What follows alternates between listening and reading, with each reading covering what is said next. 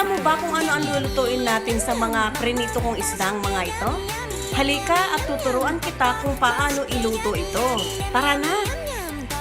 Ito na ang ating kamatis. Isusunod na natin ang ating tausi.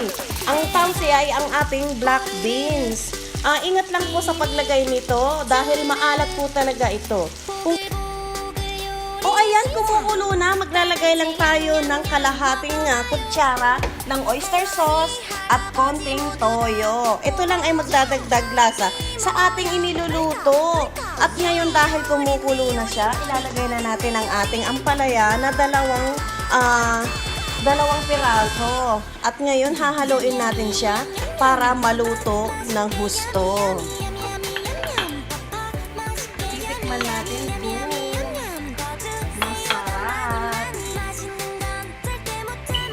kung tama lang ang